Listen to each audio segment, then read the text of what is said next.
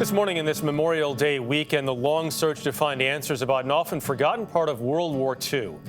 Tens of thousands of U.S. soldiers died on so-called hell ships, Japanese merchant vessels turned into prison ships for transporting U.S. and Allied prisoners of war to slave labor camps. Many were never found or properly identified, leaving anguished families searching for answers even today, more than 75 years later. As we learn, for some, answers may finally be coming. Dateline, Pearl Harbor, December 7, 1941. Just hours after Japanese airplanes bombed Pearl Harbor in Hawaii, pulling the United States into World War II, an air and ground campaign against U.S. forces was launched in the Philippines. Evacuated by its defenders, Manila was the invaders for the taking. Thousands of Americans stationed in the Philippines were thrust into combat.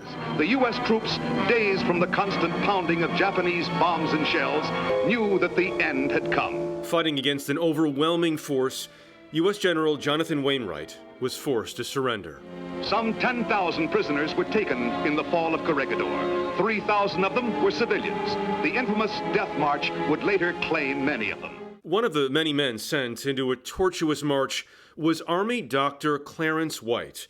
White had been stationed in the Philippines with his family. His wife and daughter were evacuated before fighting started. It was the last time they saw him.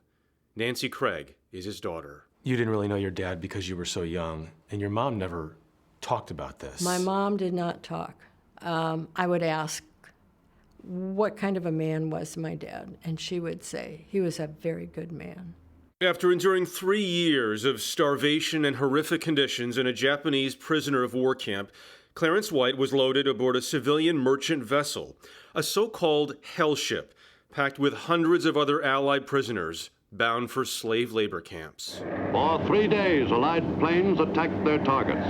Not a single Japanese ship escaped undamaged.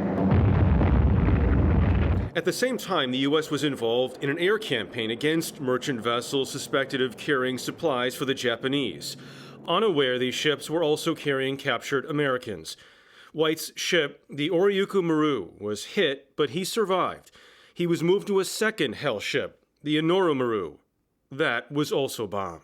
The 300 men that died on the Inoru Maru were placed into cargo nets and dumped into a mass grave on Formosa.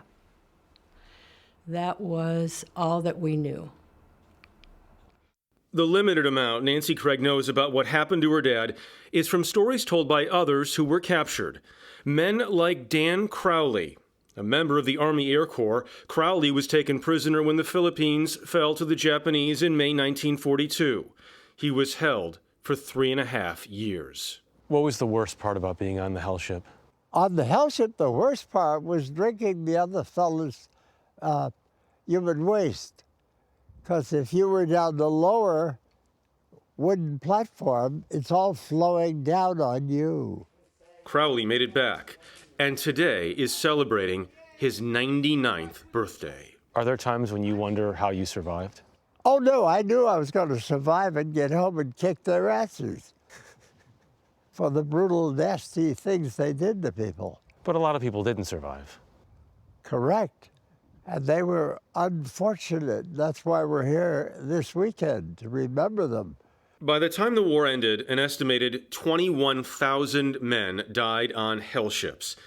Some of the remains were later taken to Hawaii and placed in 20 plots at the National Memorial Cemetery of the Pacific, also called the Punch Bowl.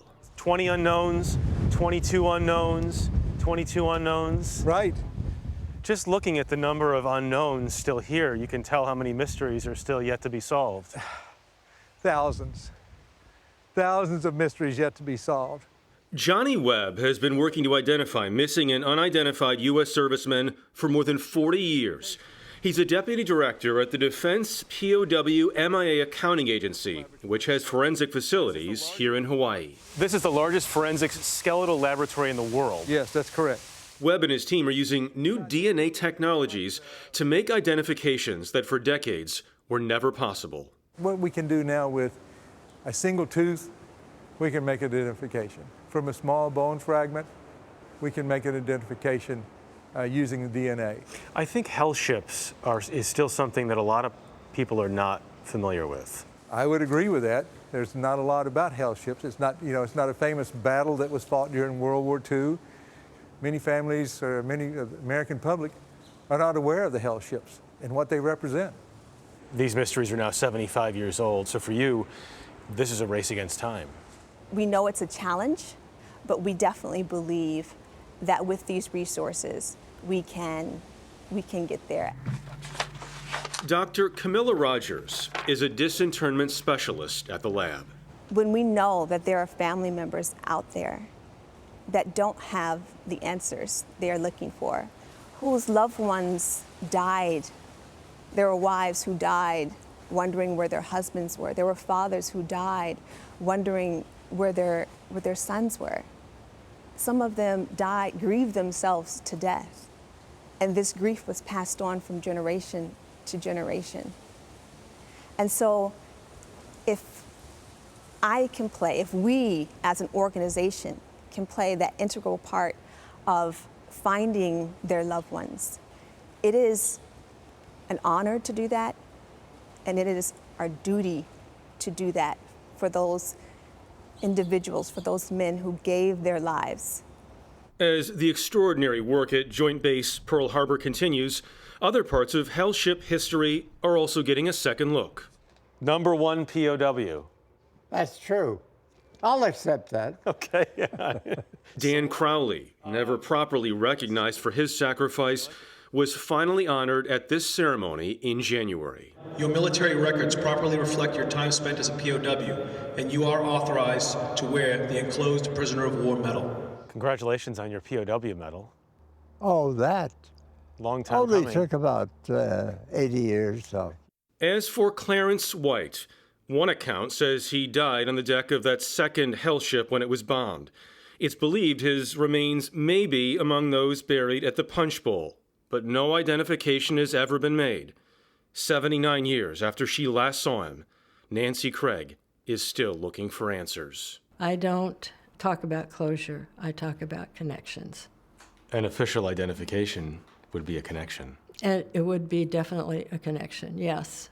And I would love to have that, to bring it to Riverside National Cemetery where my mother is buried. Oh. Yes.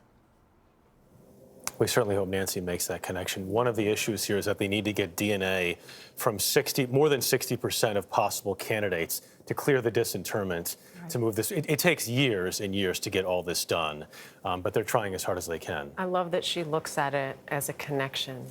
She doesn't say, it's not closure for me, it's connection. Yeah, it's important work. And happy birthday to Dan Crowley. Oh, 99 years old today. What a guy. That is awesome. He was fantastic. I'm so glad to hear that. Happy birthday, Dan. Great piece, Jeff.